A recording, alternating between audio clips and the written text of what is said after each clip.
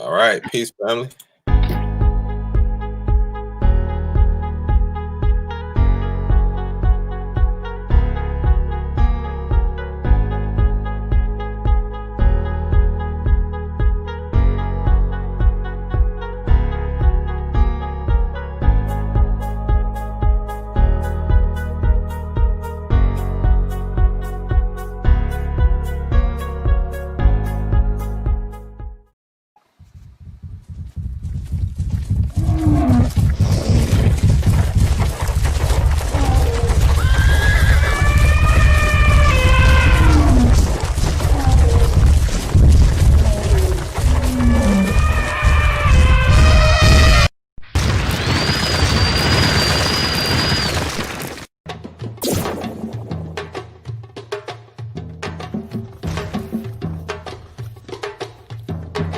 Alright, ladies and gentlemen, the books is in.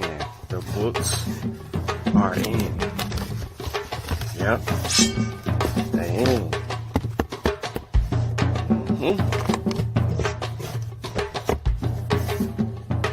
They're here.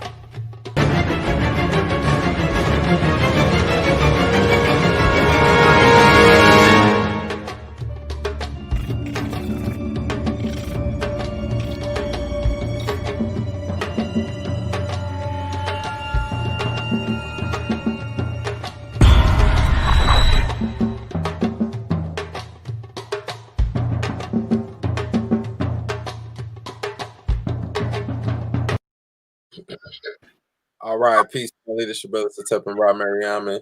And we are doing chapter 6 of The Destruction of Black Civilization today. If y'all don't got y'all's volume 3, go get that volume 3, Spiritual Combat. Also, go to our Inboca clothing line brand and shop with us there. And yeah, we appreciate y'all. Go get that volume 3, Spiritual Combat. Sutek got his mic open. We appreciate y'all for tuning in, and yeah. So this show, this chapter right here, I'm gonna have to let Kofi be the point guard on this one, because this deals with specifically a lot of the stuff that he tells us and we talk about all the time. So it's only right that I dedicate this chapter to Kofi. So yeah, Kofi, you go ahead, man. All right. Well, first I want to say ETM Hotep. Dua Duau, Dua Aku, Dua Necha, Fatmu Alafiye, Fatmu Riri, Fatmu Iwapele, Majuba Iba Ie Gungun, Majuba Iba Ie Gungun, Majuba Iba Ie Lakba, Igungun Kiki Igungun. I always got to give honor and praises to the ancestors, because without the ancestors, we wouldn't be here. We are our ancestors. I also want to stand honor and praises to the true and living elders according to African traditions and from an African worldview, from an African perspective. Welcome back to another edition of our book club dealing with the great ancestor Chancellor Williams' publication, Destruction of Black Civilization, the Great Issues of a Race from 4500 BCE to 2000 BCE. And I'll pass the mic.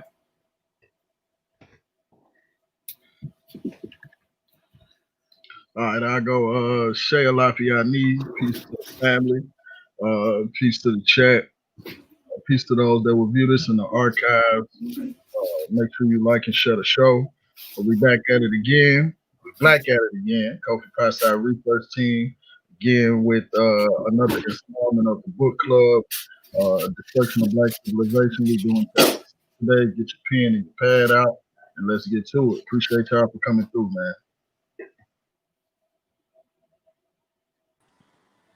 All right, peace everybody. We back for some more of this information. We been really enjoying going through Chancellor Williams, revisiting his work. We was just discussing before we went live how going back and revisiting old jewels. One of the things you see your growth, you know, where you were, think about the headspace you was in when you first got to work.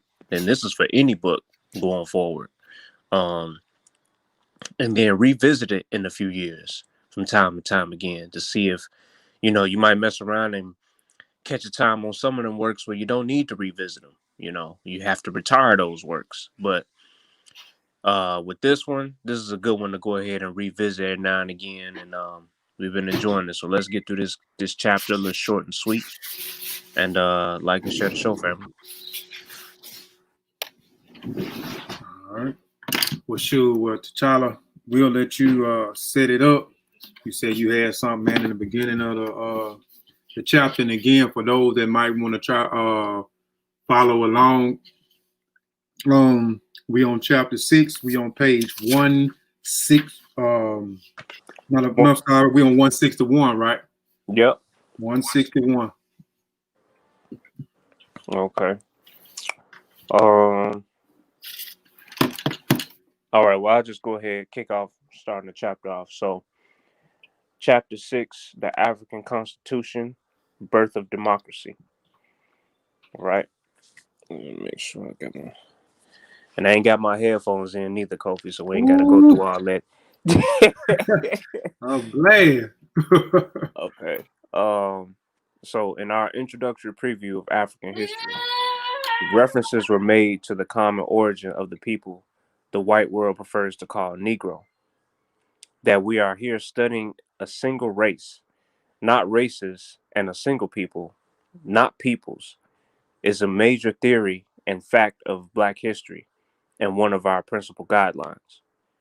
We are, therefore, primarily concerned only with those things which were characteristically African, practically universal among them from one end of the continent to the other, and which thereby indicated an ancient common culture and a common center of Black civilization.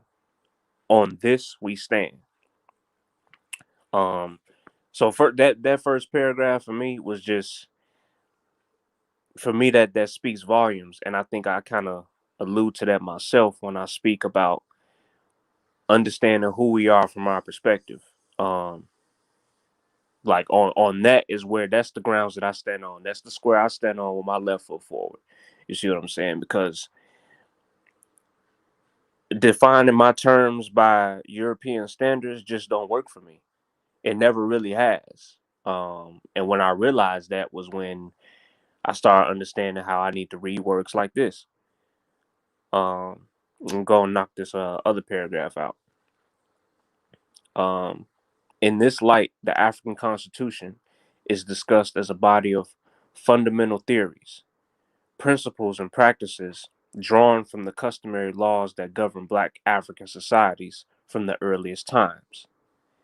The first task was to divorce traditional African institutions from those influenced by later Asian and European incursions, to determine what is truly African in origin and what is in fact either Asian or European or reflection of any other external influence. Another task was to determine whether an institution called African was in fact African in the sense of being universal among the Blacks, a continent-wide institution, and a contradistinction to something peculiar to one or more tribes, nations, or African regions. This distinction is important here, for too often things are characterized as African, which apply only to certain societies. These represent the development of the whole complex of cultural variations about which Western writers declaim in emphasizing the great ethnic differences among the people. This is not accidental or without design. Caucasian fears about the possibility of Blacks developing a sense of oneness and unity of action is deep and centuries old. Many subtle schemes are used to maintain divisiveness, and with success. So that last sentence is real important. Caucasian fears about the possibility of Blacks developing a sense of oneness and unity of action is deep and centuries old, right? So, I mean, we could take that back all the way back into the first kind of people that we would even consider foreign and had significantly lighter and paler skin than what we were used to. it didn't start with the pale skin in terms of this ideology, because it ain't just Caucasians. And technically, from a social construct, the Caucasian, quote unquote, to the black person is anybody who's pretty much not really us. That's how black people look at everybody in general. Like, we look at everybody as kind of like, oh, well, you ain't, if we can't distinguish them, if they not black or Mexican, we call them white. Right, wrong, or indifferent, that's what we do. And that mentality of that whiteness against blackness specifically is a very, very old thing that we've been fighting. I'm talking about since the days of Kemet kicking behind all the way back up to Turkey. Well, what is modern day Turkey? You know what I'm saying? This ain't nothing new. So we got to be aware of that. And you brothers had anything in those first couple of paragraphs?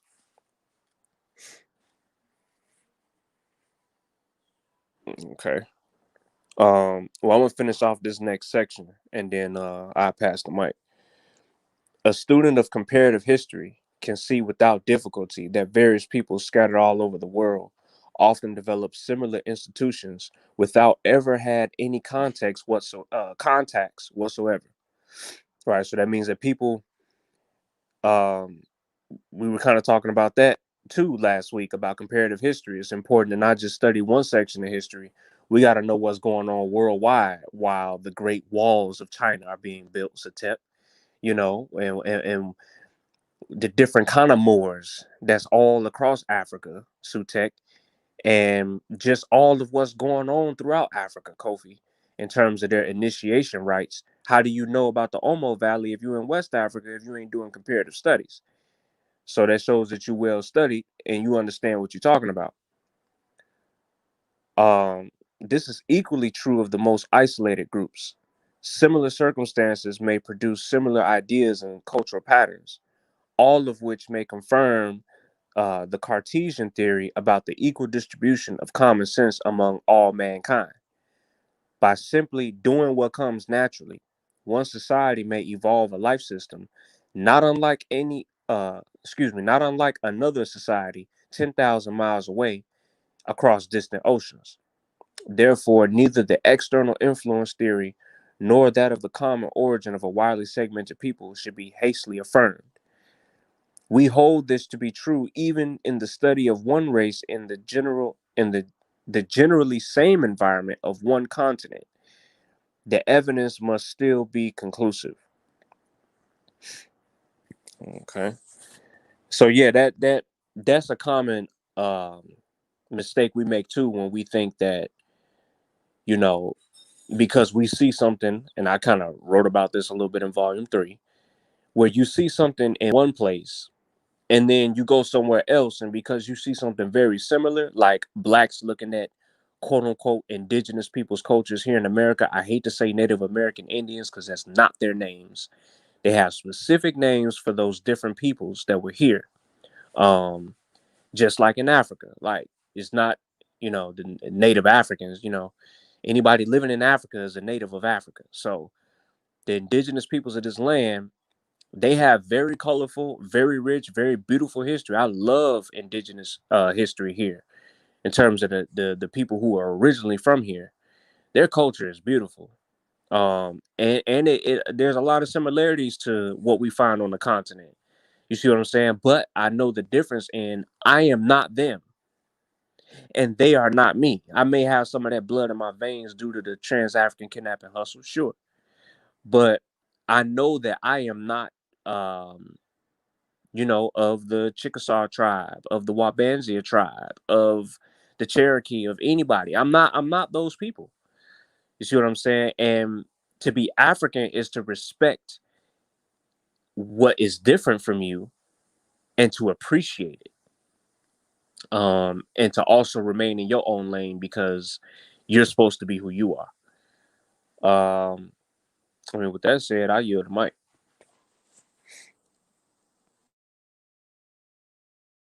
And then one of your other brothers got something on the page,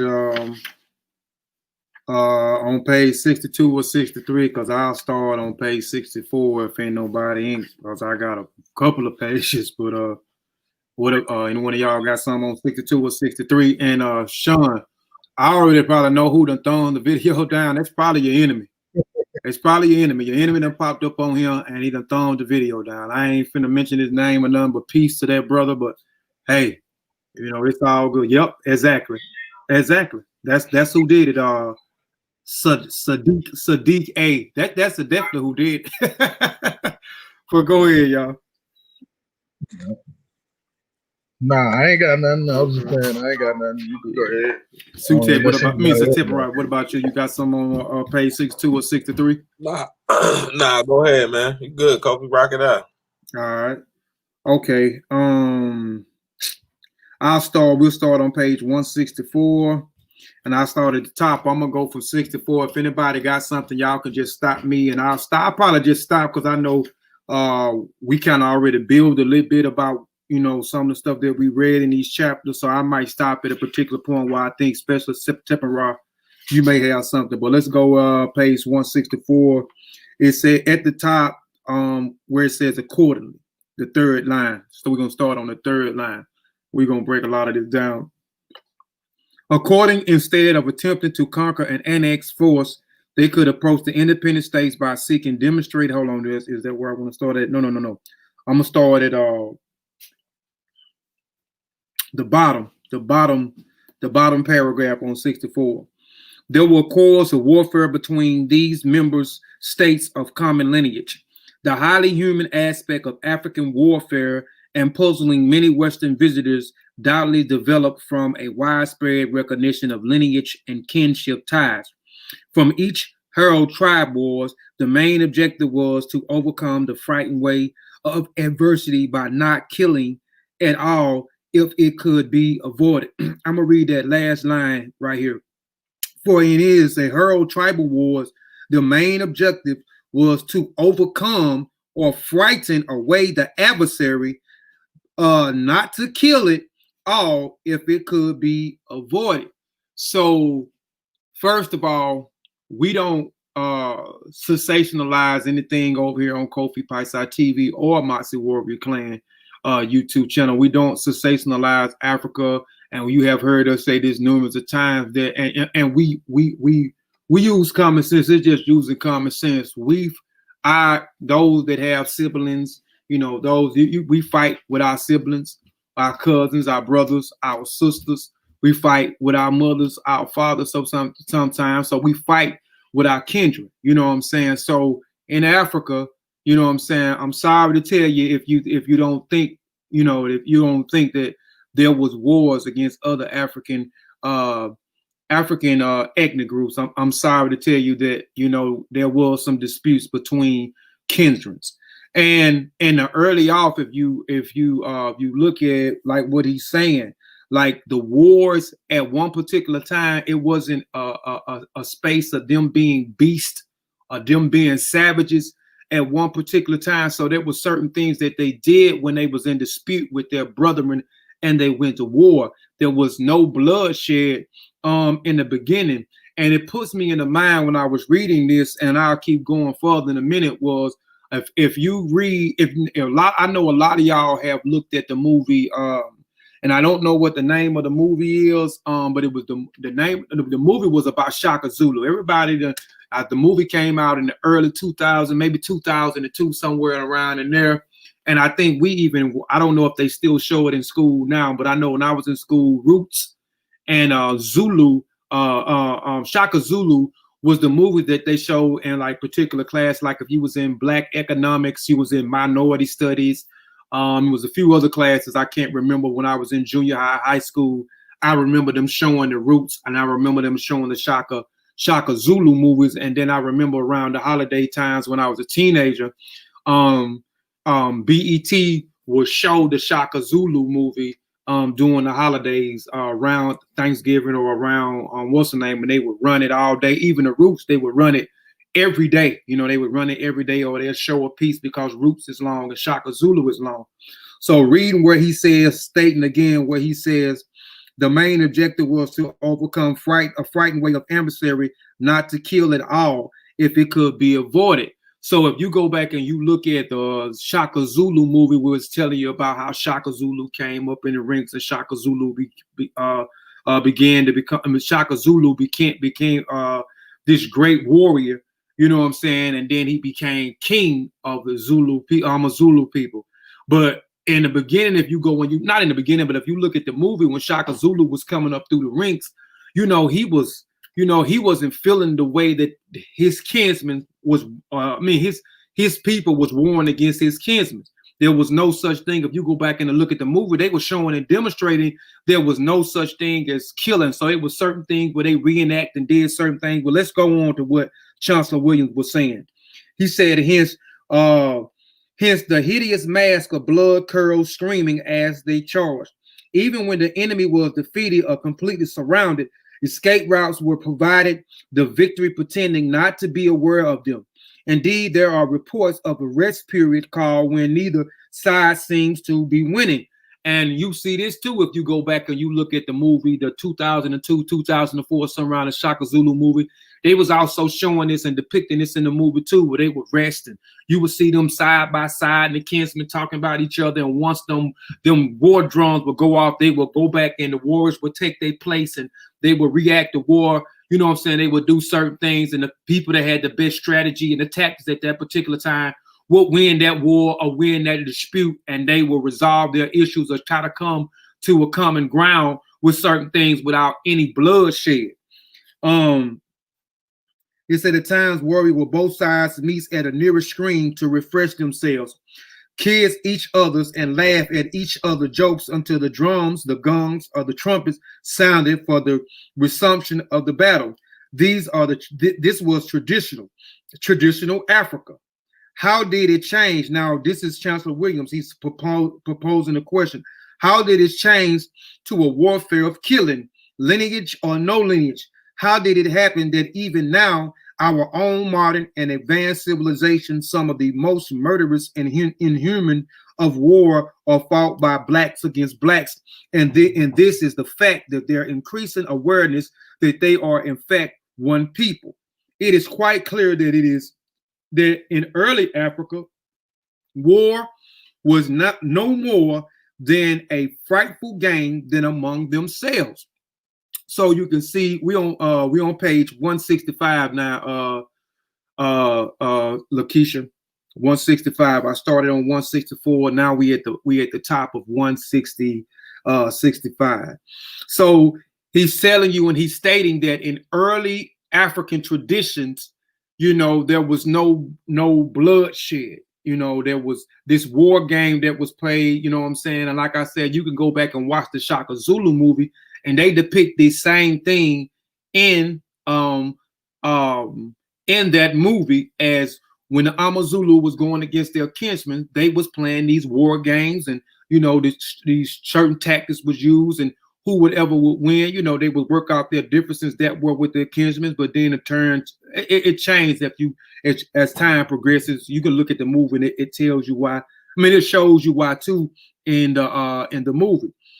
But again, it is quite clear that in early Africa, war was not much more than frightful game when among themselves. Was a radical change brought about by the death-dealing incursion from the Asians into Europe? This is the question he's asking.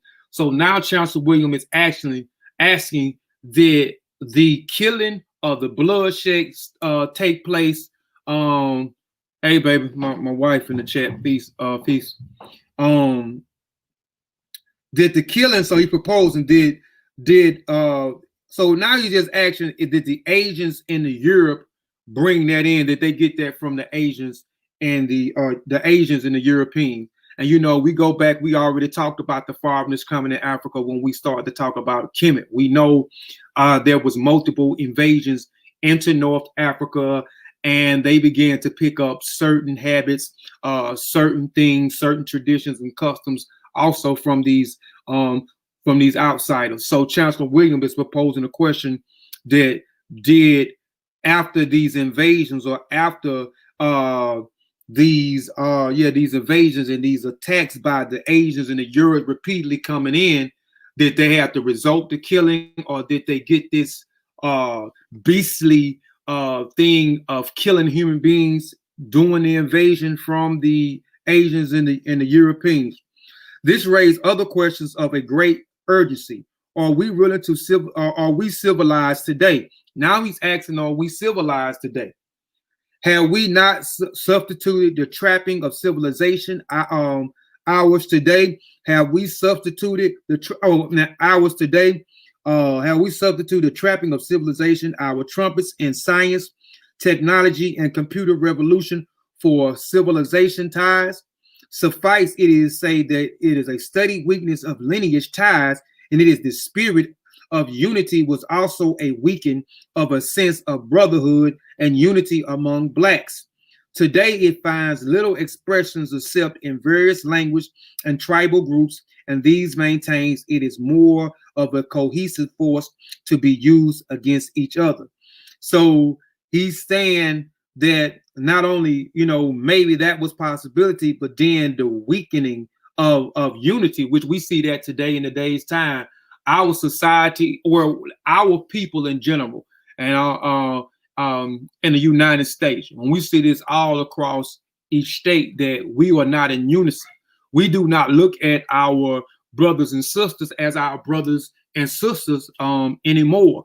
You see what I'm saying? So he's talking about how the unity began to break, and we stop looking at our brothers and sisters as being brothers. So now it makes it also easier for us to war against and fight and kill each other, and that is true, because we'll walk down the street and we won't even acknowledge our own brothers and sisters that look like us down the street. We'll walk past them like they don't even exist. And that's not even an African way when you look at it from that thing as you saying you African, or you're Pan-Africanist, you know what I'm saying, or your roots ascend to Africa. We know that's not the way when we talk about good character. We talked about that again today. African culture, it builds good character, it cultivates character, but we won't even acknowledge our brother and sister walking down the street, acknowledge their existence, acknowledge their being. We walk by like they don't even exist. So, and we do that, where it's just weakening, where we not even unified no more, and that's and we're not in a collective cohesive anymore. Lineage then was the most powerful and effective force for unity. It says lineage then was the most powerful and effective force of unity and stability in early Africa. This is so true that the state could be self-governed without a need for any one individual as a ruler. And as we get further down, I think some of these things now, y'all can interject in the time, brothers, too, and anybody on the out here that's watching as well. I think, and it's just my own personal opinion, I'm not speaking for any brother on the panel, but I'm speaking for I think that we need to integrate some of these things back in when it comes to unity, when it comes to policing ourselves, because in earlier times, before we started to get to, Africa had this hierarchy, and then before we get to the chiefs and we get to the kings, they were self-governing themselves, because there was a hierarchy within the family, a hierarchy or structure within the clans or the tribes before it even reached certain things. And then Africa also, where he lays out in this chapter, that Africa does have a government, has always had a government, and always had a judicial system. And I talked about that in chapter 3. And one of the chapters that I wrote about, I talked about this same thing with the government structure and the judicial system. Africa has always had it. But it says that the lineage then is the most powerful and effective force for the unity, stability of early Africa. And this was so true that the state could be self-governed without the need of any individual ruler, chief, or king. Everyone was a lawyer, because just about everyone knew the customary laws. The age grade of age sets, also called classes, was a specific organization structure through which the societies function. So now Chancellor William is going to lay out how they was able to sustain them own selves as being self-governed. How was they able to self-govern themselves without a so-called chief or so-called king at this particular time. And even you did have individual states that later had chiefs and kings still self-govern themselves because they followed this same structure, this same pattern.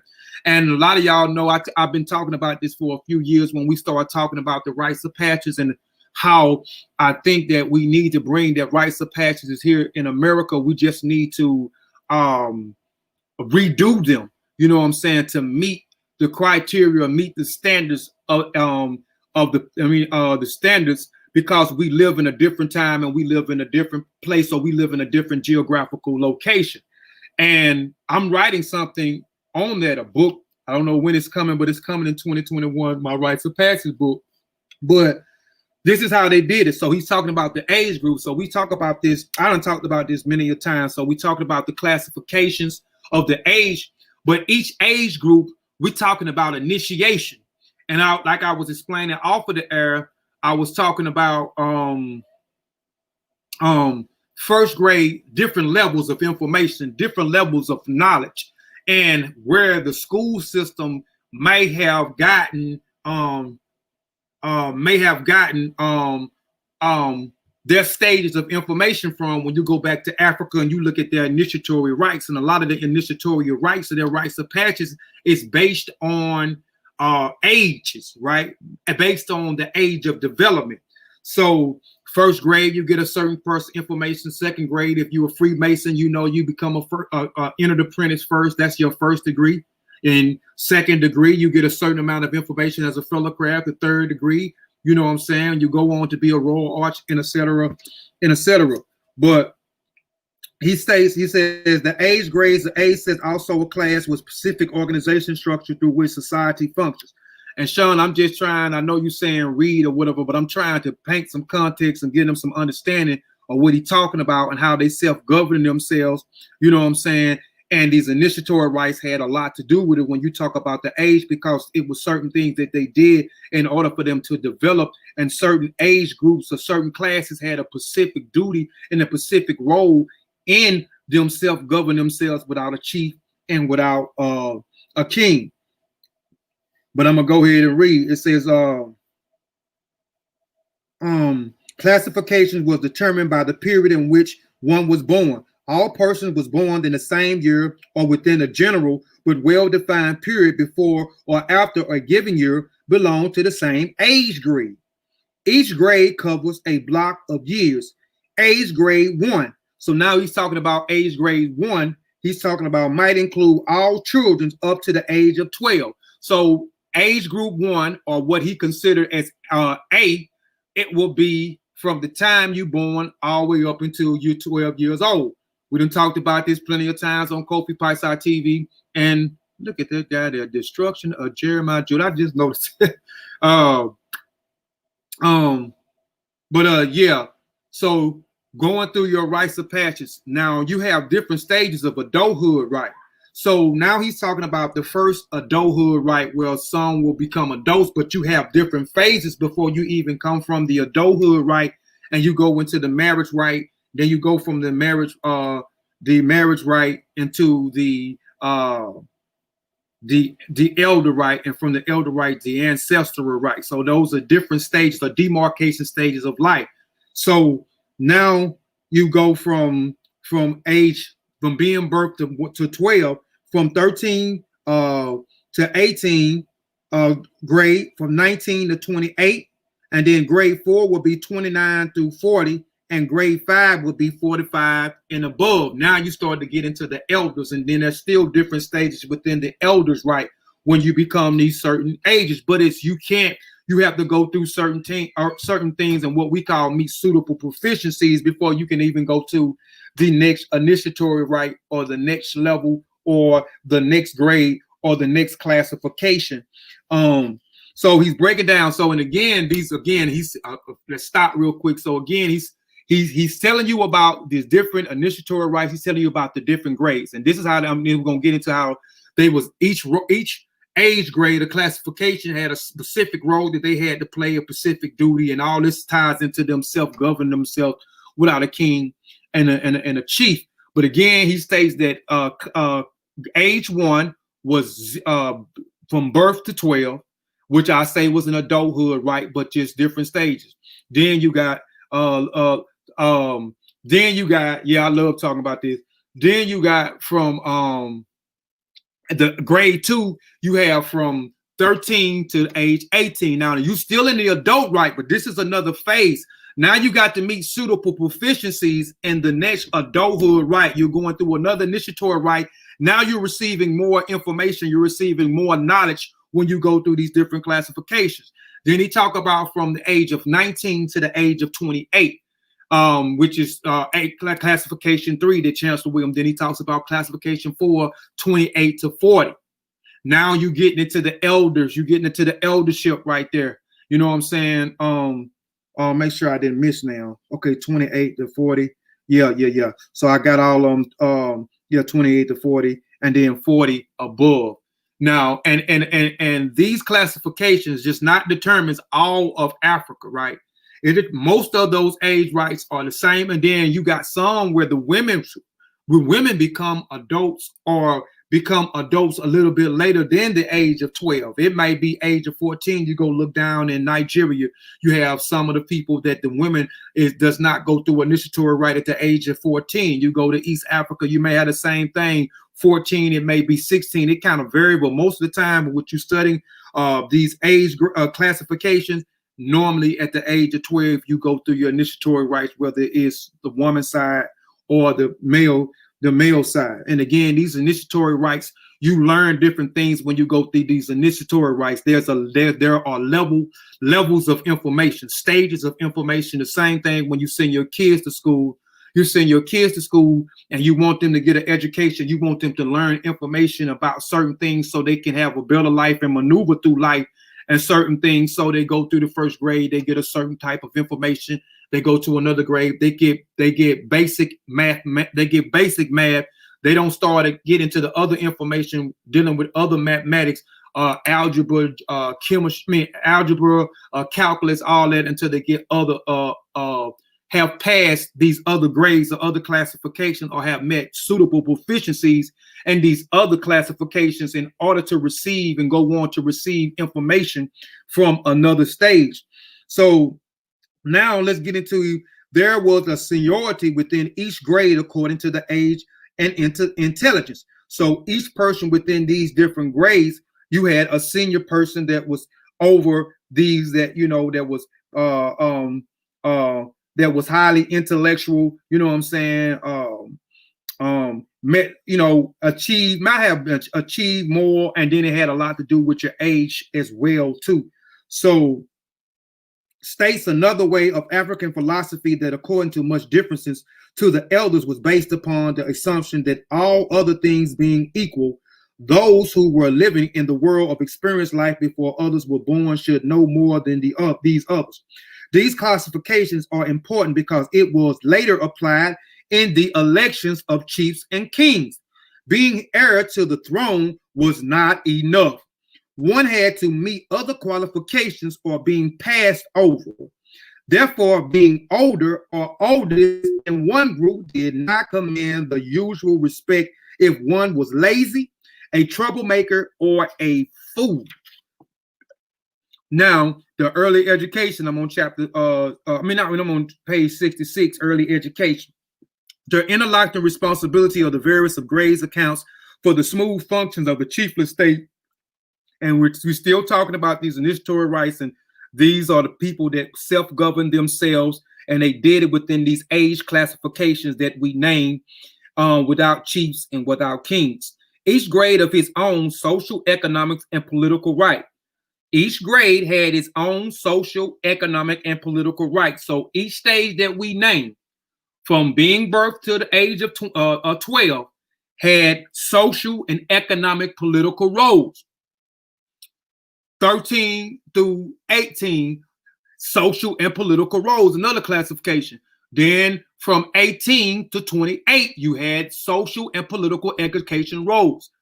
28 to 40, same thing. 40 and above, when we're talking about eldership right, 41 and above, when we're talking about eldership right, they had their own social, economic, political game. Now, let's get into it. It says the children's set covers the years of the games and played. So now we're talking about the first classification that Chancellor Williams deems to be classification A. This is from birth to the age of 12, right? So the children set the covers of years and games and play. According to the age of 6 and 7, however, generally training and some little jobs began to mingle with play. Primarily, education included storytelling, which we get into the social aspect of what they're learning right here. Storytelling, mental arithmetic, community songs and dance, learning and names of various birds and animals, and the identification of poisonous snakes, local plants and trees, and how to run and climb swiftly when pursued by the dangerous animals. Child trains also knowing the associates with members of one age group as brother and sister, and to regard them as brother and sisters until the death of their beyond. I'm gonna stop right there and I'm gonna pass it and then I'll come back later on. But now we're talking about what these are, what their duties and their roles is. Now I'm talking about the duties and the roles, and I talk about the social and economic and political roles within these different classifications that he's talking about. And so I'm talking about the levels of information that these kids were learning through these different demarcation stages dealing with your age, right? So again, he's talking about there are these children between these ages are learning about storytelling. They are learning about mental arithmetic, community song and dance. They are learning about various birds and animals. They are learning how to identify with what bird is this bird is that bird is that. This animal is called this animal is called, this animal provides this for nature, this animal provides that for nature, this animal provides this for the tree when it urines or defecates, and etc. This is what they're learning. They're identifying about poisonous snake. This snake is poisonous, this snake is not poisonous, such and such. We can utilize this snake for such, and we use the characteristics of this snake to do such and such. This is why this snake is the totem for this different type of clan, tribe, or family, or etc. It learns about plants and trees. They learn about plants and trees, the potency of plants. You know what I'm saying? They learn the potency of trees, what trees provides, oxygen, etc. The plants provide certain things for healing, medicine, remedies, and so forth, and how to run and climb swiftly when pursued by dangerous animals.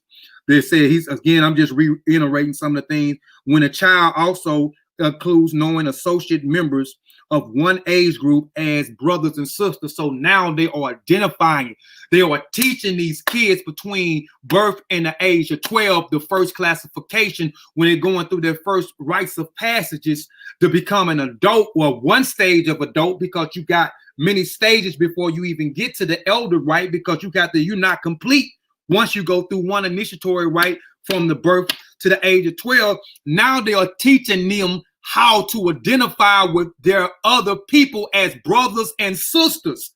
And again, when we was talking about unifying, how we was talking about them warring, and they was playing these warring games and these different tactics, and there was no bloodshed in traditional African war.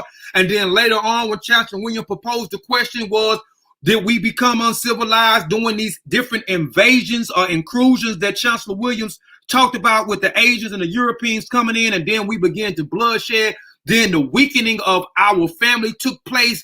The weakening of unification and unity took place, where we wouldn't even acknowledge our brothers and sisters anymore. And you see the same thing that is happening right now in real time. So they are teaching them. He says the age group brothers and sisters to regard them as brothers and sisters until death. He says until death and beyond. He don't say until you turn another age. Then you ain't got to call homeboy your brother, and you ain't got to call homeboy. He says until death and beyond.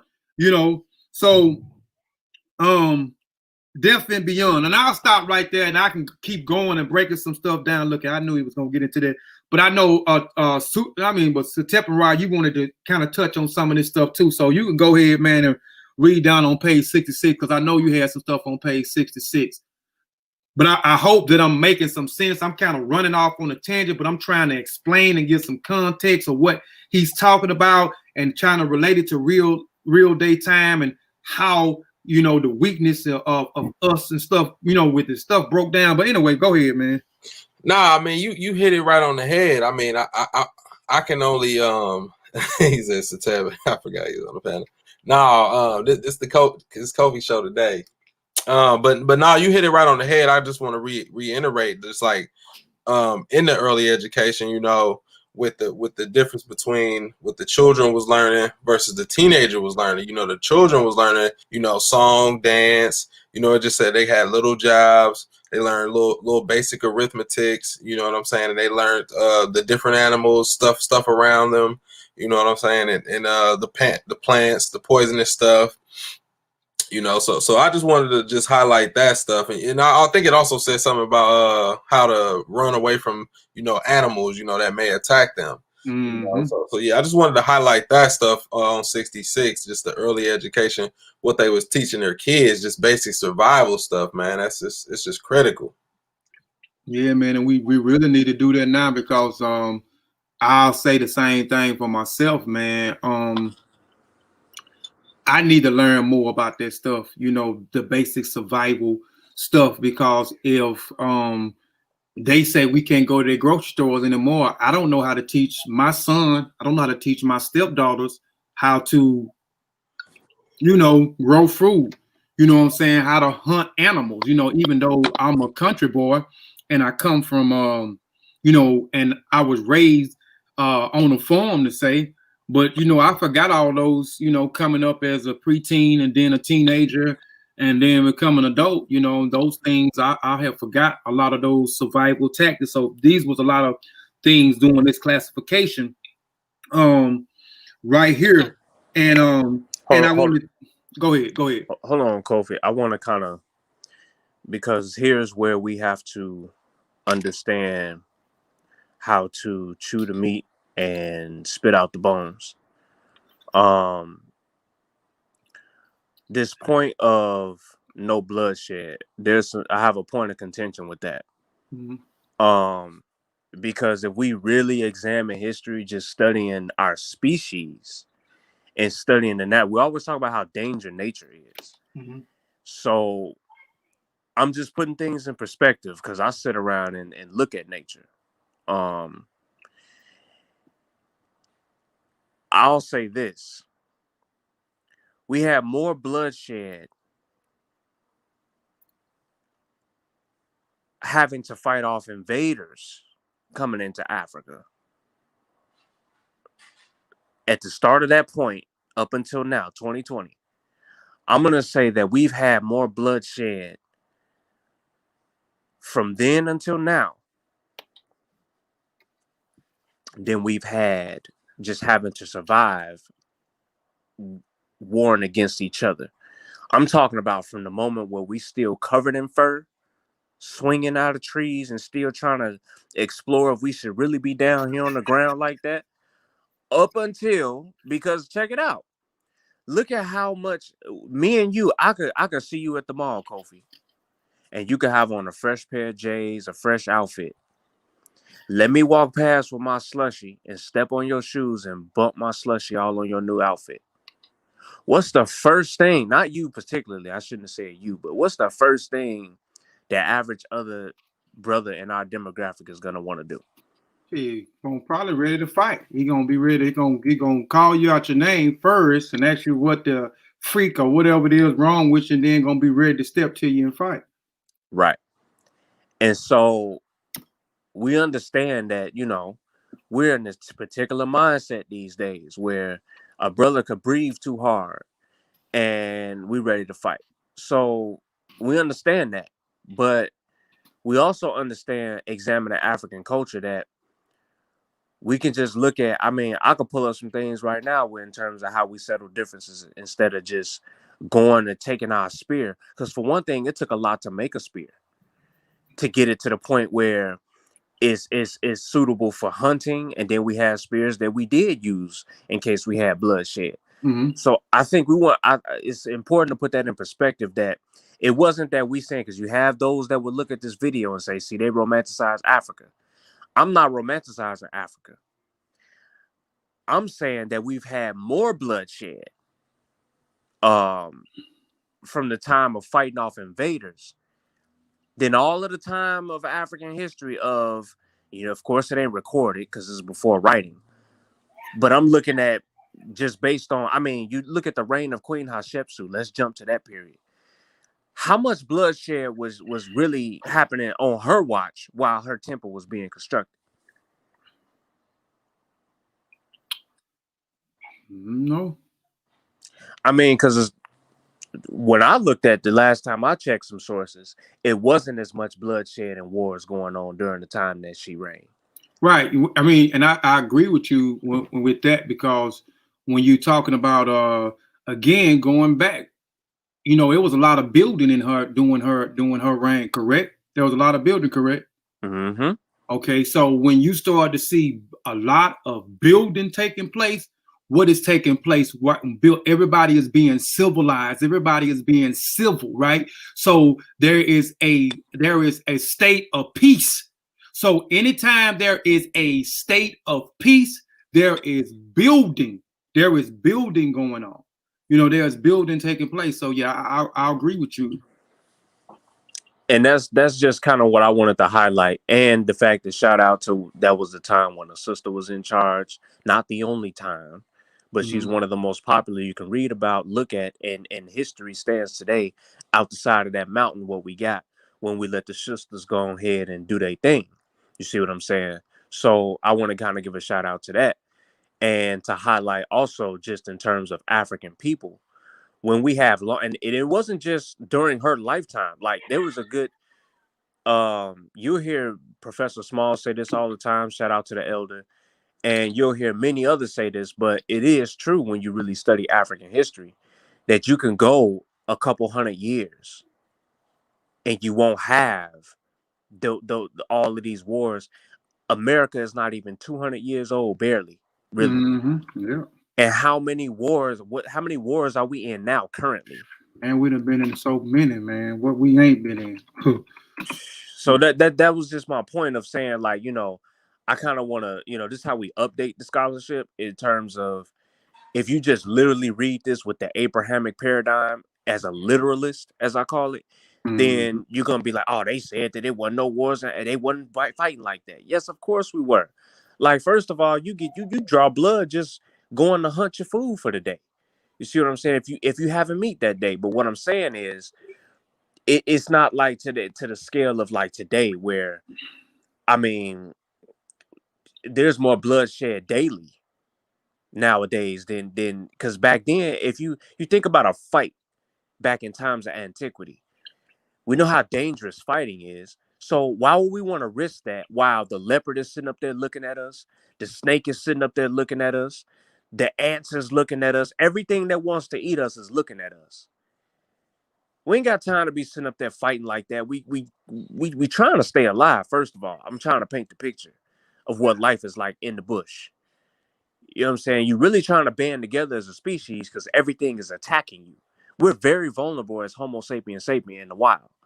So, truth be told, we're really trying to stick together.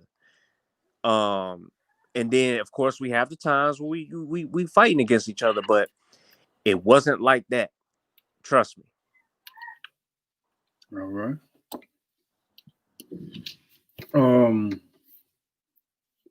I'll go ahead. I'll start and I'll stop on 67 if anybody want to go in. If not, I'll just continue where I left off at. But let's get back into what these age classification was doing. I'm still on page 166. It says little chores around the house became routine, such as gathering sticks and woods for fuel, bringing water, tending to the cattle, feeding the chickens. And if a girl looked after a baby or younger ones, imitating the mother at cooking and trying to learn how to sew and knit. So you can see the girls was learning survival tactics and survival skills as well. And I talk about this too during the initiatory rites when we start talking about them, because we still talking about the initiatory rites when we talking about these age sets or these classifications of these demarcation stages. And what's the name? And I know that a lot of people, we get touchy, and I know a lot of people, look at me funny because of a certain lifestyle.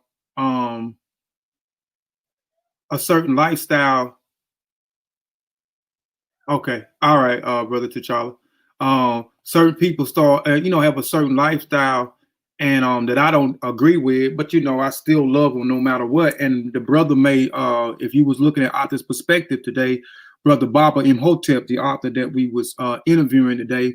By the way, y'all missed a nice interview if you didn't look at it today, man. The brother was dropping some information today, but he talked about the thing of being a revolutionary is being confused on the gender. When he's talking about the practices with male and female with female. But even during these stages of development between the age of being birthed to 12, I talked about how if you go back and you look at, you go to Zimbabwe and you see how the young girls are going to school. They are going to school and they are learning the roles of a woman, and a man is learning the roles of a man. So she's learning how to be with a man, and the most important thing is an offspring, and how our offspring is valuable. Our offspring is an asset to the community. Our offspring is an asset to the family. So they are taught to be with no gender confusion. I'm not saying there's no homosexual acts going on in Africa today. Yes, there are. I'll be a fool and be lying to y'all if I say it didn't. But they was teaching the women how to be with men, and men how to be with women, because again, children was an asset. And we always talk about a phrase that we like to use, or we got our fists up and we say, together we are strong. We know, Black African power, we're talking about us unifying, us coming together, 30,000 hands is better than 10 hands. So we understand that the more hands we had in certain fields or whatever it was, we can be able to accomplish anything, or we'll be able to accomplish what we need at a quicker pace, or we'll be able to develop more assets with more hands, so to say. So the little girls became routines such as gathering stick, wood, fuel, bringing water, tending the cattle, fanning the chicken, and the girls will look after the babies or younger ones. And they also, at an early age, they are learning about motherhood. They are learning about motherhood because, again, like I told you, they are learning about motherhood because they are learning that, again, children is an asset to the community. The children is an asset to your family. The children is an asset to your tribe. So, again, the younger one, imitating mothers and cooking and trying to learn how to sew and knit. The nearest things to the boy's political roles in childhood was when he was carrying his father's. We talking about the political aspect because, again, remember I told you each age grade had a social and an economical and a political role that they played in each one of these age groups that they was in, right? So when we talk about the political aspect of just age one, with what Chancellor Williams talked about when I always talk about the initiatory rights, and we're talking about 0 to 12. And again, each majority of these ethnic groups, those initiatory rights starts with the adulthood at the age of 12, but the adulthood does not stop at the age of 12. You got many other phases where you have to meet suitable proficiencies in before you go to, not so to the marriage right, before you get to the elder right, as I would say. So each one of these stages, you are learning about different things. So the boy nearest thing, the boy political roles in the childhood was when he carried his father's or uncle's tools to a village council meeting and listened to the intermediate debating. We just got through talking about debates the other night when we was talking about the thing with Sean and JJ, and I gave my spiel on, about debates, and we still stuck in 2012 with the debates. But you can see during these council meetings back in the day, our ancestors was getting it in too with these small debates. the next day, with whatever reason the debates may have been about. And I know it had to be a lot about their survival and so forth. The next grade above childhood was the teenager through the age 18. So now we're talking about the next stage. So we told y'all about what they are learning about in age sets or initiatory rights between being birth and 12. They learn about storytelling, mental arithmetic, community song and dance. And a lot of people may play the song and dance off when we talk about the song and dance. And this is another reason why I wrote Kalawa's Trip to the Motherland of African Education and Music and Instrument, a children book, but the adults can learn from this book too. And people may play off, oh, they learning about dance and you know, dismissing dance, right? But dance was very important, and dance was ingrained in African culture. So you can't dismiss that. And what I mean by that, dance was used in so many different ways. And one way I say was important, I can name so many various ways for those that want to get the book. You can go get the book on KofiPrice.tv. .com. It's a children book, but you know, adults can read it too. I break down the thing of well, I'm getting ahead of myself. Dancing will be in the next book, but I talk about it in the other one. But how music and dancing is ingrained into the culture. So okay, there it is. Hold on, let me largen your screen. Keep it up. There the book is right there. So if you want to get the book, there it is. Kalawa's Trip to the Motherland of African Education and Music and Instrument. By myself, and the introduction is written also by T'Challa, who's holding the book. He wrote a marvelous introduction going into the book. Man, great. He did a phenomenal job with that. But yeah, so again, storytelling. And if you go get Ben's book, I know I'm plugging books, and it's just I wasn't going into plugging books, but if you go get Killmongers 2, here it is right here, and I keep going. I don't mean to be plugging book, but it's just going into some of the stuff that I'm talking about that you can like further get, and because I'm not going to elaborate on it, but you can get this. It's hot off the presses too. So this was dropped the same day that our spiritual comeback book was dropped. Both of these publications were dropped on the same day. So with this one, I got a chapter in here talking about oral tradition, and I touch on dancing, and I was saying you can't dismiss dancing and music because this was another form of oral tradition, because people don't understand oral tradition.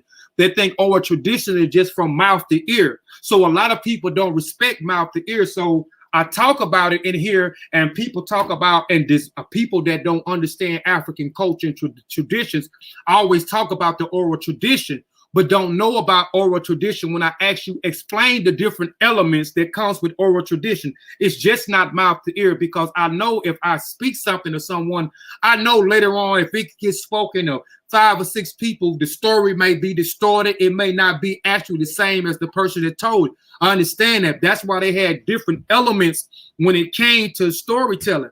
And again, without oral tradition, there will be no writing. So I was highlighting that you can't even talk about writing without talking about oral tradition. But first, you have to understand oral tradition.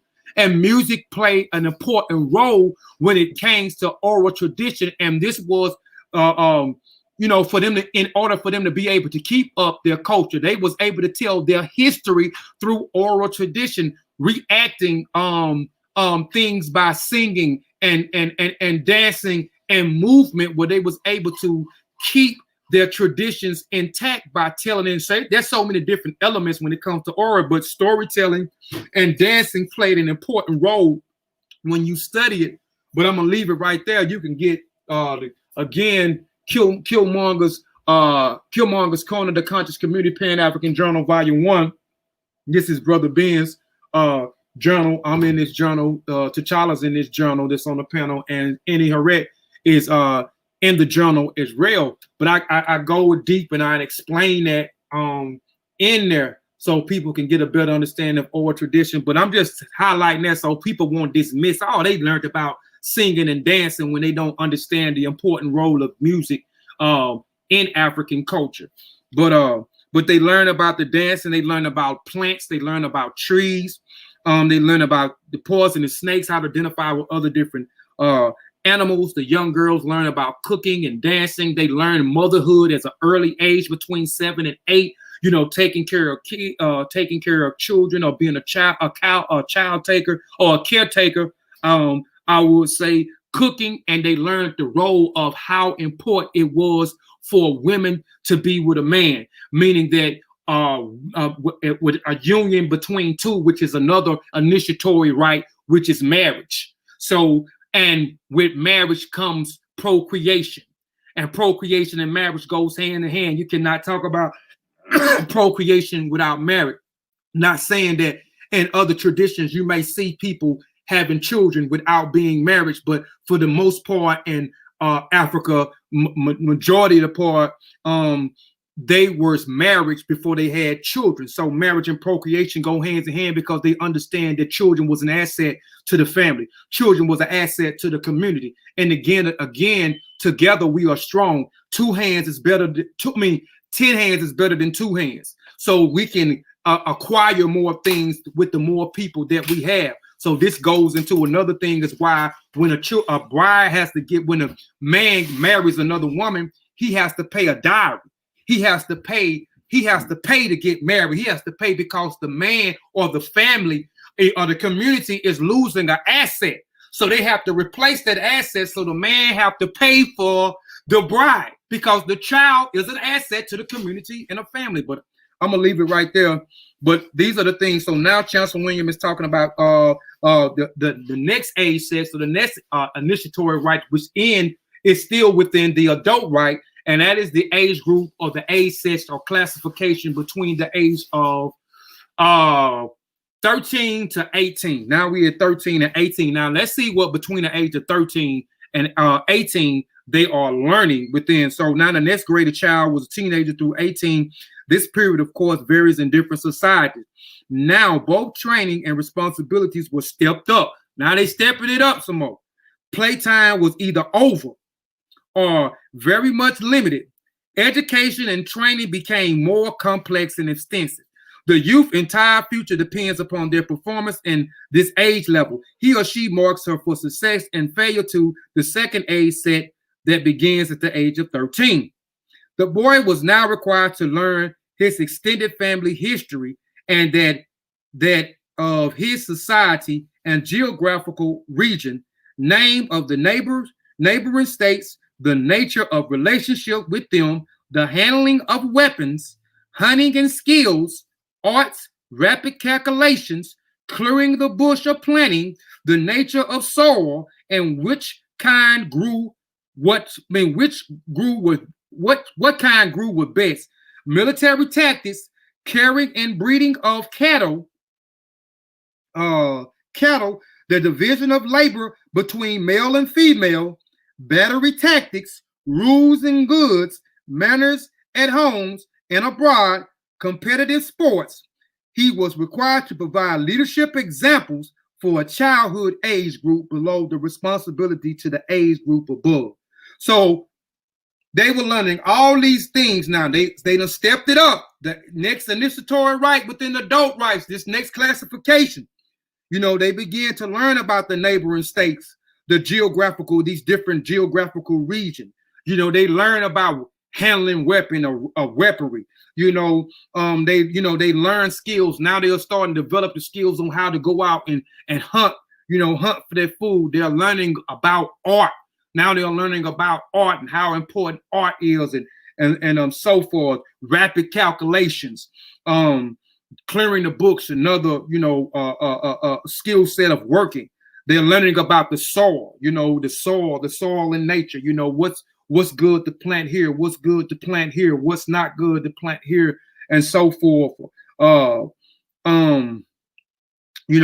learning the labors between different men. But in some societies, you have where the male role and the female role have the same roles. Some you have where the woman tends to the farm while the man goes out and hunt. And then in other societies, you may have the roles may be the same. You may see the man and the woman farming, and then you may see the man and woman hunting. You see, so it just all depends on what ethnic groups and what roles when we're talking about laboring and so forth And then I just love what it talks about the leadership. So now the next level of the next classification, you got 13 through 18. They got to set the example for the kids. Now, and that dawns on me because I talk about this a lot. Our kids have to, if we have older kids, our older kids have to set the example for the younger kids, because a lot of times the younger kids follow or look up to their older siblings. And I made a mistake in my early age. I was in the streets. Didn't have to be in the streets. I come from a family that was, they wasn't rich, but my grandmother raised me. So my grandmother owned property. My grandmother got a whole street named after her. She got a whole avenue named after her in the country. She has an apartment complex that's surrounded where she lived at, that still stand, that she still has. So, we live comfortable. But I was in the streets, and I did things in the streets, so I did things I shouldn't have did when I had brothers, and I didn't set the right example for them. I didn't set that leadership role for them. And two of my brothers followed the same footsteps I did. I'm not ashamed. I was a street pharmacist, I would say. And my brother began to be a street pharmacist. That's my brother up under me. And then my brother up under him was looking at the brother that was looking at me.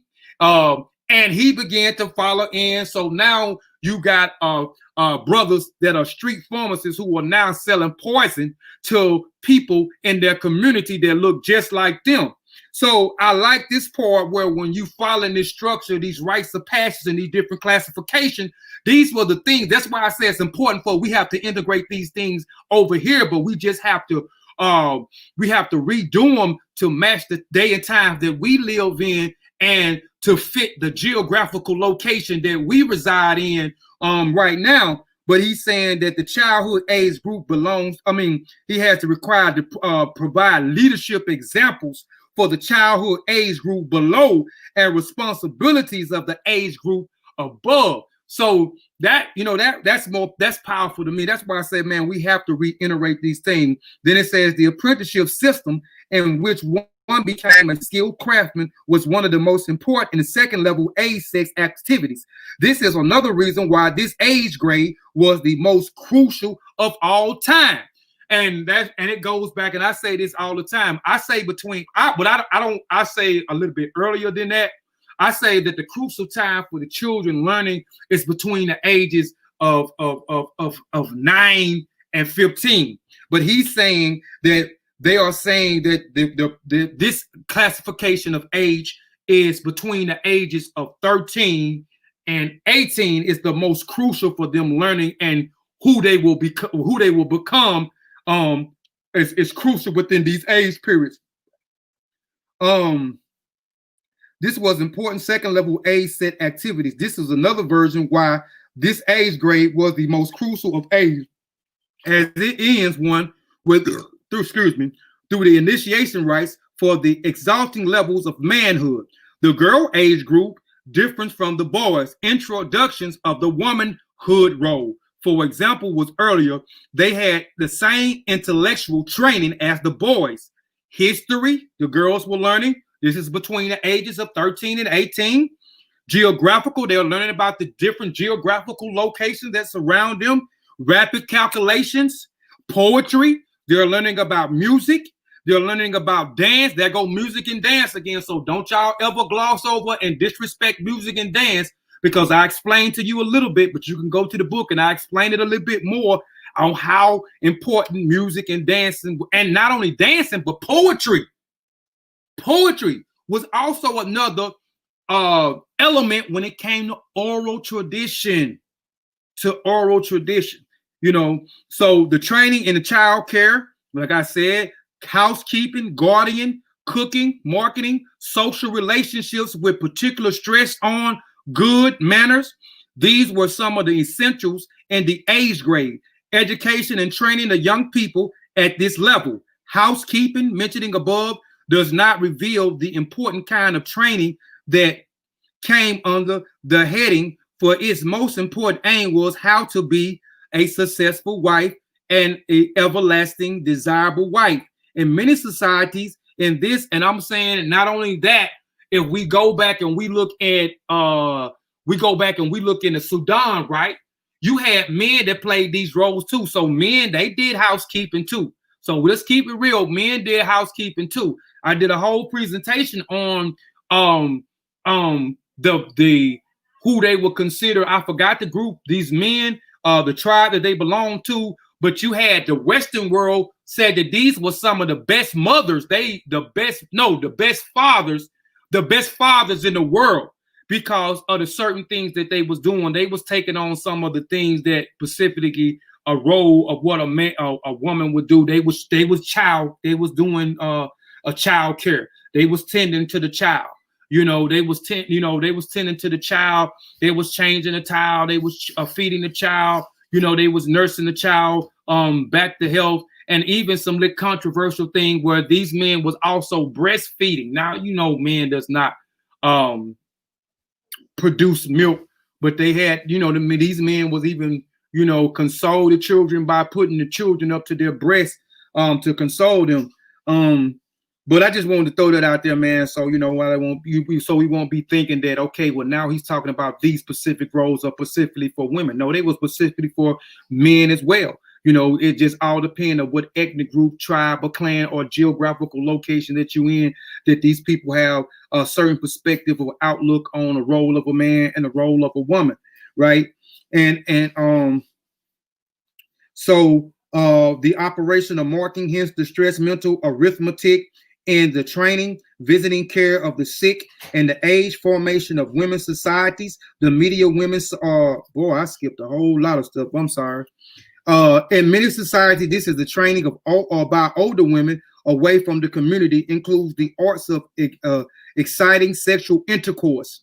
Now, I'm going to stop right there.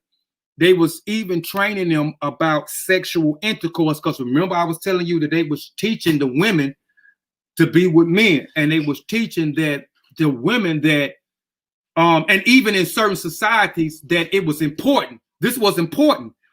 You wasn't even recognized.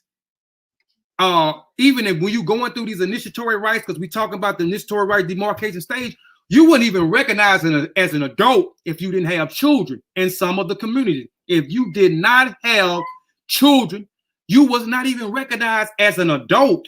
So that was very important in a lot of African cultures and customs throughout Africa. Not all, but in most, you wasn't recognized unless you had children. You was not recognized as an adult. And not only that, again, they was teaching them that, again, children was an asset to the family, an asset to the community. So they began to prepare them and teach them about sexual intercourse. And I know here in the United States and growing up, the parents try to stay away from that as much as possible. And then we began to stay away from it so much that we don't teach them about sex at an early age. Then they go out and they catches these diseases, some of these diseases that they can get, and take some medicine and get rid of. Some of them, the medicines they're going to be taking for the rest of their life, or they become mothers and fathers at an early age during their development. You see, so they taught them, the girls and the men, about sexual intercourse at an early age. Position various cleanness of relationships, and in short, that it does the do's and don'ts into intimate relationships. These early Black societies were in many ways far in advance and modern. I'm gonna stop right there. I can go on some more, but I don't want to hog the mic. And we an hour and 18 minutes in. I know we don't want to make the show too long. Sutek, Satepara, man, if y'all got some on 67 or some other pages, we can go in. I can come back to this a little bit later on, man. Nah, I ain't really have nothing for this chapter, man. It was a good read, but I ain't really have too much to say on this chapter. So you want some I'll keep rolling. It's interesting. Yeah, I know that's kind of where I was on the last chapter. I ain't have but a little bit. I didn't have a whole lot. So, I mean, it be like that some chapters, man. You can't really, get into. But what about you, Satel? Yeah, I'm sitting up here looking at page 169, Mm-hmm. and it's talking about the earliest judicial system. And I know you was briefly speaking about it earlier. So what is it, the the second chat or the second paragraph? It says it's basically talking about how we self-govern. So let's see. In the chiefless society, the elders were overseers of the distribution of two families. Finally, nothing contributed more to the efficiency and success of self-government without governors than a system wherein each age grade were responsible for the conduct of its members, and that before any misconduct could reach one's age grade council, it would handle it by its family council. So it's basically saying, like, before you got to handle it within. You don't go outside. We're not gonna take it up to the next level. We're gonna handle it within our own age bracket. You know what I'm saying? We're not gonna take it to the next level. Right. This never meant leniency, though. It didn't mean we was gonna be lenient on you. It meant the very opposite, because each family was jealous of its honor and image in the community, and any member whose behavior reflected unfavorably on the family would be in trouble with their own family first of all. So we're gonna whoop your ass. We're gonna whoop you first before we send you out in the streets to get it. So yeah, that's how we do stuff. We still do stuff to that. We still do stuff to that effect today. Mm-hmm. You know what I'm saying? For the most part, Yeah. It says the results of this was the age grade councils rarely ever had a case, and obviously this self-government began with the basic social unit. The family radically reduced the number of the cases that went before the elders. So since they was handling it within their their own little construct, they didn't have to take it to the elders anymore. So that means the elders had time to focus on other things versus their the people that's under them, their little petty disagreements or whatever you have. Mm-hmm. Stated another way, each family policed itself, each age group policed itself, as there was little or nothing that the community as a whole had to do. Each group elected its own leader. Those met with other age grade leaders on the community matters that cut across age grade lines. So yeah, man, I just thought that paragraph there, man, that was pretty powerful there. How he discusses how each age group they was dealing with, they was dealing with things within their own, age group. Like, what you think about that, Kofi?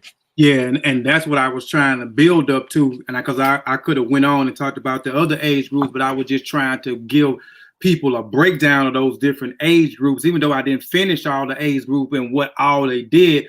But these age groups, this is the reason why they was able to self-govern themselves, because as you were saying that each age group council, they had their own council, and you had a seniority person over this different age group or this age set. Once you got initiatory, then you was looked at as an adult, but you might have one looked at as a senior adult. So you may not have been looked at a junior adult at this time because you just got initiated at the age of 12. Now you're still an adult, right? And you have to go through the next step, a next process to meet suitable proficiency. So now you're learning this next step of information and survival tactics. And once you're deemed to meet these suitable proficiencies or whatever, then you're able to go on to the next. But they was able to self-govern themselves, because like he said, I might have been the senior in the age group between, let's just say 18 to 28. I might have been 28 years old, but I'm still in this age bracket between the age of 19 to 28.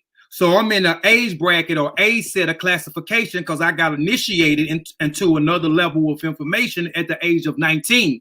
But I have to stay and require all this stuff that I have learned for these numerous of years. But now I become a senior. I'm people know that, okay, well, he's an exceptional such and such, such and such. So now I'm a senior over this age set.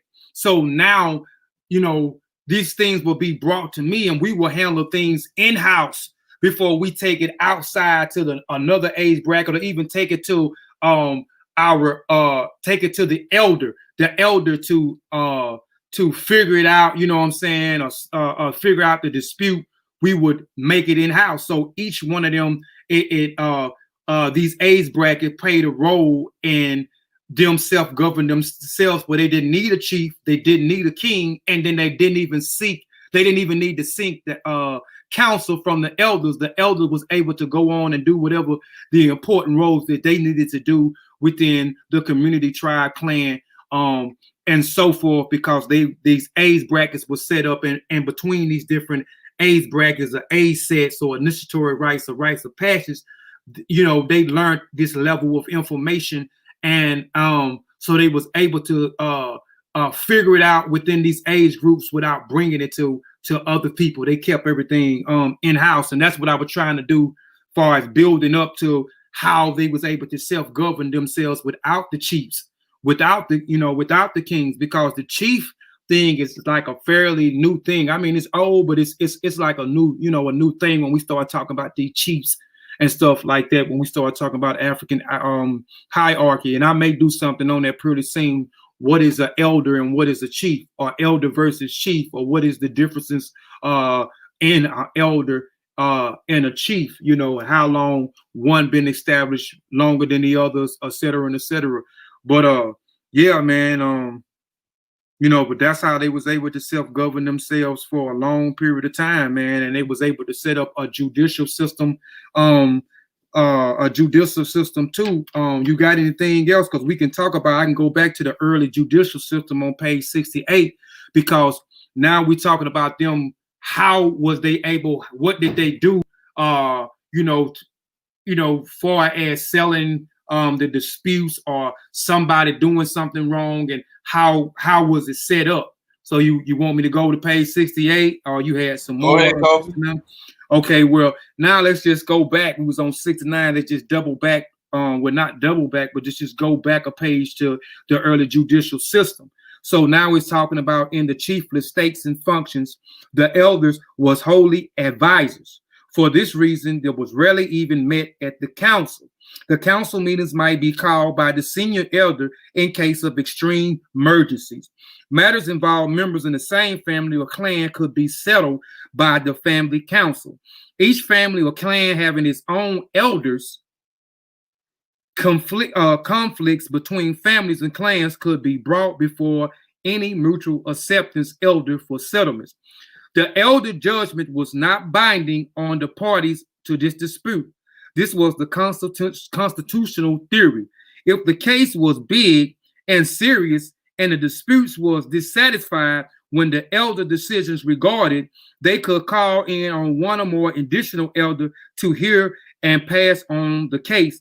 The decision was also advisory and could be disregarded by the parties to be the action. Now, they just can't gloss over and say, well, you the elder, but I ain't studying that. I ain't you. I don't think you rule. I ain't, it's steps that they have to take. The same thing when you in a court of law and a ruling takes place and and it's not ruled in your favor. So now you want to take it to another court, or you want to rule to get another judge, or you want to go and take it to the Supreme or whatever the case, because they didn't rule in your favor and you feel like that it was unjust. So you're going to fight back. I'm not going to lay down and just let you give me these amount of years and I know that I'm innocent and I didn't do that and your ruling is unjust. So I'm finna have to take it a little bit further. So this is the same case where they're saying with the elders, that now when the elders have to come in, they only come in when there is an extreme emergency at this particular time. But again, they are self-governing themselves through to these age sets. But when they can't handle it, then you have to take it up to the elders. And then when the elders rule, even before an elder rule, he will bring in another council elder in to reevaluate things. It may be something that he missed. And then once they rule, if you're not, you're not fond of the ruling, yes, you can fight the action back. So let's see. I don't got where I said elders would pass the case. The decision was also advisory and could be disregarded by the parties to the action. Yes, the elder advisor judgment could be ignored under ancient African constitution laws, yet under particularly operations that the same constitution and disputes could ignore the elder's judgments only at their peculiar. For to ignore the elders was considered to be ignoring the community itself. The only exception to this were those cases where the elders or elders rendered an obvious bad decision. Even then, it was not left to the contestants to say whether the judgment was good or bad. The community decided because the community was thought to be represented in the every present crowd at the such hearing. This is the people presence, always indicating their attitudes by expressions and nods of approval and disappearance approval decision reached. The same thing when you got a jury. The community will be the jury. So that's why I'm saying, well, elders was considered to be, to ignore the elders was considered to be ignoring the community itself. So set up like normally when you go, I know some of y'all may not be fortunate to go into a courthouse and see how it operates. I can't say the same. I've been in there quite a few times as a young buck. I'm on page 168, Lakeisha. And so the elders will present all the information that they have gathered and what they have gathered from whoever have a dispute or something that a person may have did something awful or horrendous somebody did, and they will present it to the community. So after they present all the evidence and stuff to the community, then the community will render, and then the elder will make the decision behind that. Now, the people presented always indicated their attitudes by expressing a nod of approval or a disapproval of decision reached. The Constitution theory of principle here is especially significant because the important forms they took in all African societies in every part of the continent, as they involved from societies without chiefs to central states under chiefs, kings, and emperors. In this content-wide constitutional development, the chief or king became the mouthpiece of the people and the instruments for carrying out their will. They still had no ruler in the Asian and European sense on questions in dispute. He was the same position, legitimates and chiefless states. I'm gonna just stop right there, but just showing you how the same setup that we have when we go into the judicial system here, we have it here, because there always been a question that Africans, they always use the things of our ancestors being primitive, right? They always primitive, primates. They give them all these derogatory terms. I talk about this in volume 1, but shoot, I lost. Oh, but in volume 3, I talk about the judicial systems and the government, because let the Westerners tell it, they let the Arabs tell it, that Africans or ancient Africans, or at a particular time, they had no government structure. They had no judicial systems. So I also talk about this when we deal with the secret societies, because a lot of people don't understand the roles also of the secret societies. Not only do these initiatory rights and these aid-sets classifications do self-governing and even creating judicial systems, and then you having the chiefs and the kings coming in, the secret societies play a specific role in the government structures as well. I'm not going to talk about it because I want you to go get volume 3, because I talk about that in volume 3. I have 2 chapters in there, but in I think I got chapter 2 and chapter 5. But let me see, chapter 2 and chapter 5. In chapter 2, I talk about this, dealing with the secret societies in the government, in the judicial systems, and the role that they play in there.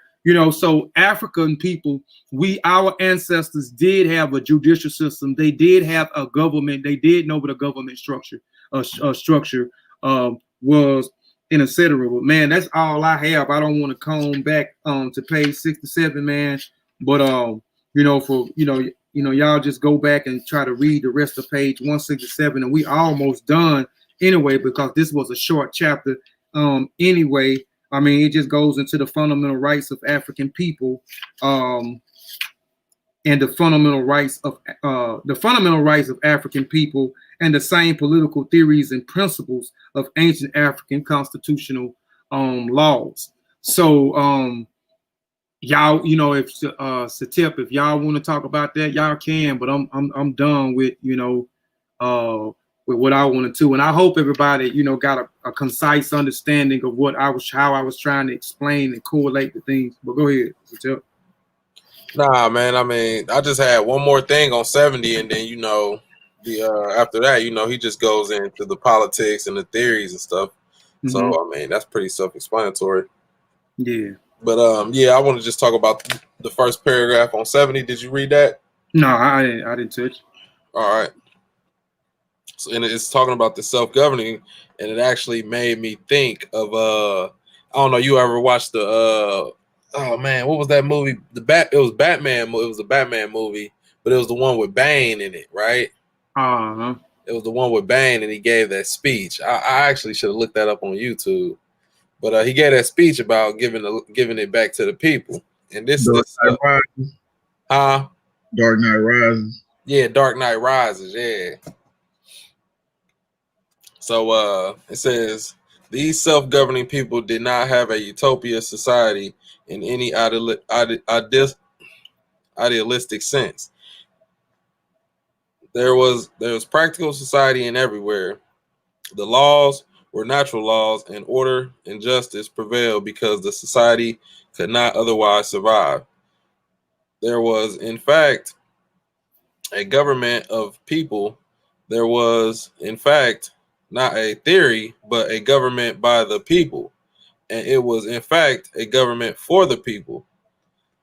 That this kind of government did pass from the earth is another fact that we now call modern progress. So like that right there, that it just reminded me of Bane when he gave that speech when he took over that football game, and he was just basically saying like, the land is not to be governed by the government. The land is to be governed by the people. You know what I'm saying? So mm-hmm. Yep. Yeah. And they didn't believe in people owning, one person owning, a particular land. The elders was kind of like the overseers over there, but they disputed the land to people, man, and etc. But if anybody got any questions or some of the stuff that we kind of talked about, man, we kind of got a few minutes, man. I guess we'll go ahead and end it. Anybody got any questions? And did we make it clear for you? Let me play this speech real quick. I want to see if it lined up with what I was saying. Okay.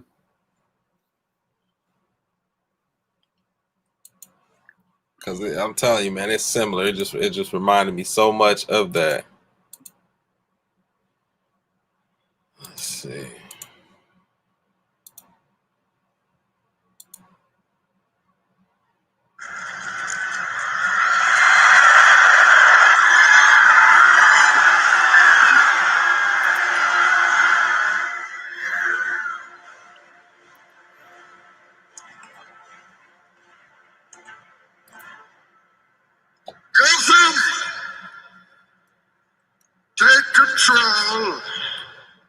Take control of your city. This is the instrument of your liberation. Whatever it is, it's not there. Identify yourself to the world. Dr. Leonid Pavel, nuclear physicist. Looks like it's him. And what is this? It's a fully primed neutron bomb. The blast radius of 6 miles. And who is capable of disarming such a device? Only me. Only you. you, good doctor.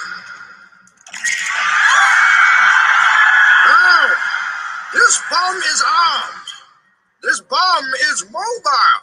And the identity of the triggerman is a mystery. For one of you holds the detonator. Now we come here not as conquerors, but as liberators to return control of this city to the people. And at the first sign of interference from the outside world, or from those people attempting to flee, this anonymous Gothamite, this unsung hero, will trigger the bomb. But now martial law is in effect. Return to your homes. Hold your families close. And wait. Tomorrow you claim what is rightfully yours.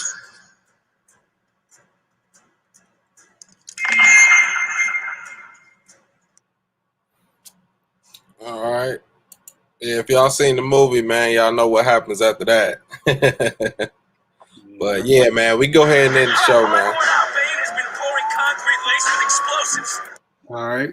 And I see ain't nobody got no no questions in the chat, man. So yeah, we'll end the show. And you know, this was a good discussion. I'm kind of glad they let me just rock out the majority of the chapter because this chapter is touches on my lane.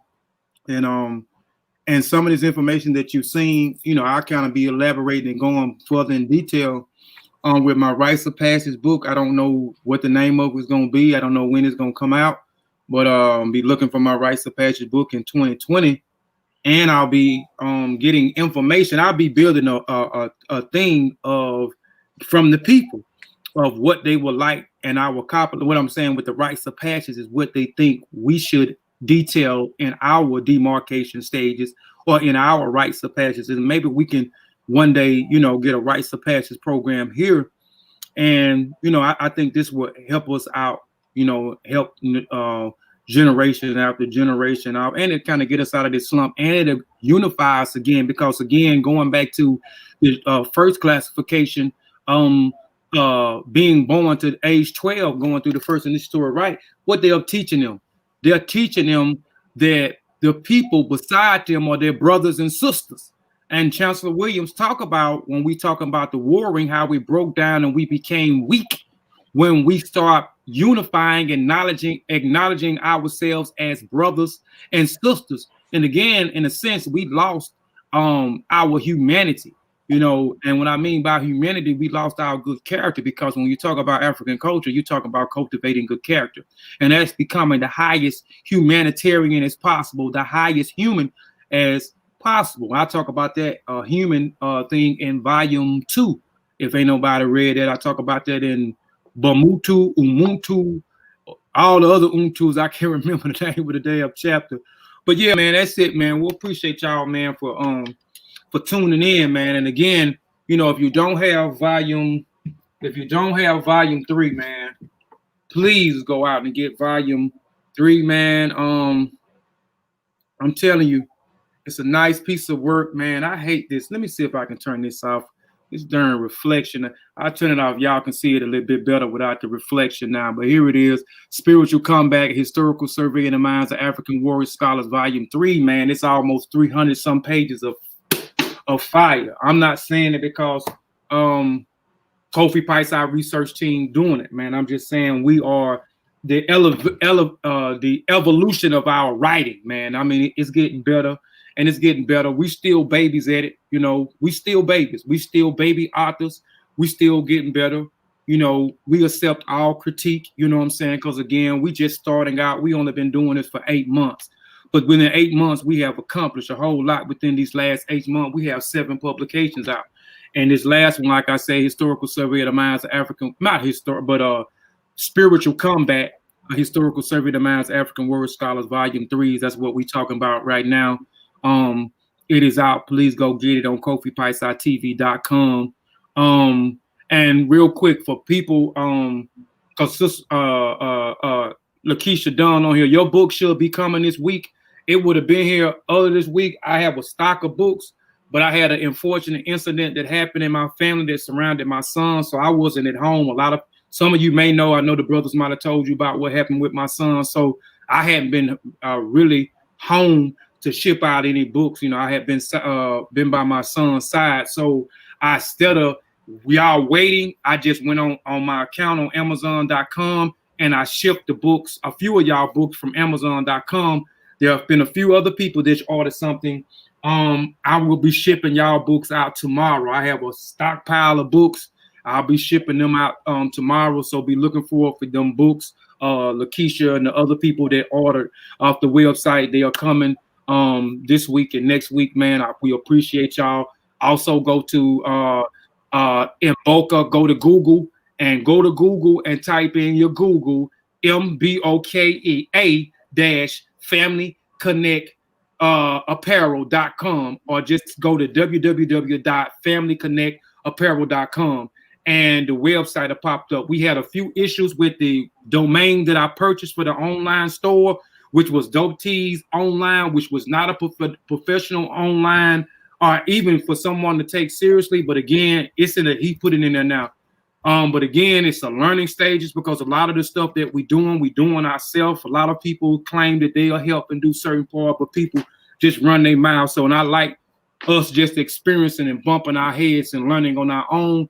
But we now have a .com, and the .com is named after the online store. So it's in there. So go get your clothing. Again, it's not a shirt store. It is a clothing store. You can buy whatever you want to buy: jackets, caps, hats, buckets, rain jackets, windbreakers, pants, socks. Only thing that we don't have on there right now is shoes, but the shoes is coming pretty soon. But everything else is on there, and they are all brands that is branded by us: Mossy Warrior Clan, Kofi Paisa, our research team, Mboka, which is the collective brand between us and our family, and Banjul Gambia. And we have another edition of branding that we're going to start branding more, because our brother's starting to go more live from that. And that is Niger Valley Civilization. So we have a few pieces of the Niger Valley Civilization brand clothing on there. We got a little bit more I got to add to it, but we have a nice collection of brands. Those brands mean something, and those brands represent you. You know what I'm saying? If you want Dolce and Gabbana and Gucci and all that other Pucci and Fucci and Louis Vuitton, hang them by the tree, and Timberland, you know, you got to go to the European website to get this. But over here, we got something that represents you, that stands for you, and you know, go get that, man. But that's all I got, man. Yeah, man, and I'm gonna get together with Satep later on this week, man. We may be coming with some coffee and cookies design shirts coming too, man. I know we got a lot of people who self-medicate out there in the conscious community. You know what I'm saying? A lot of us is in legal states, so you know we're gonna get it popping for y'all, man. We're gonna rep for y'all. Yeah. Y'all get it, man. Well, I'll definitely get it up there and throw it up there. And this is interesting right here. It says, Bro Sabarbe, who is this and excuse me if I'm pronouncing your name wrong. But yeah, and go support brother Sutek and brother Satep and Rod new podcast, Coffee and Cookies. He just will make everything coffee. You're not getting that. My bad, but he get me every time, man. Y'all know I can't talk. I'm a country boy. But Esharit, and I may be saying your name wrong, but he has Brother Saber Bay is calling out all of our research teams to have a conversation about his information on the Moors. And matter of fact, we have a shirt up on the website. I'll probably be posting it tomorrow. And it's off of the Niger Valley Civilization brand clothing.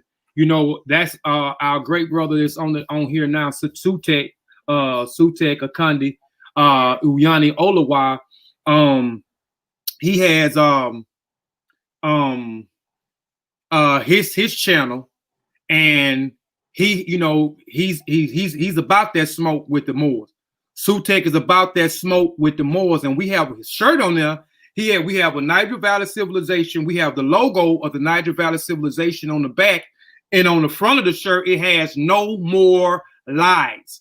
Not M-O-R-E, but M-O-O-R. We're talking about the Moors. We don't want to hear no more damn lies from you Moors. So we got a shirt on there called "No More Lies," and it's off the Niger Valley Civilization brand clothing, and it has the Niger Valley logo on the back of the shirts, and they come in all types of various varieties of society. But yeah, my brother Sutek is always ready for the smoke. And if I'm not mistaken, you done put out a couple of challenges to the brother Sabir Bey, ain't you? Oh, that might be the other brother I might be thinking about, huh? Is it the brother with the dreads, the bright skinned guy with the dreads? Is that him, Sabir Bey? Is that him? Okay. Oh yeah. Okay. Yeah, I done called him out a couple of times, and I done called him on some felonious claims, but you know, he ain't gonna say nothing. He ain't gonna respond or acknowledge anybody that got some real information and is coming with some sources and some research methodology. So yeah, man, if he want to sit down and have a conversation, we can do that. But we gonna all need to do it on a neutral platform, because I'm not coming to. I seen what he did to Chief X. I'm not coming on his platform. So yeah, you can tell him that. All right, y'all. We'll see y'all next time. Y'all be on the lookout tomorrow. Like they said, we got coffee and cookie. We're doing the Indica series. It'll be our second episode of our podcast. So y'all be on the lookout. We will see y'all next week on Sunday. We will be doing chapter 7, the scattering of the people, routes to death and resurrection. See y'all next time. Peace.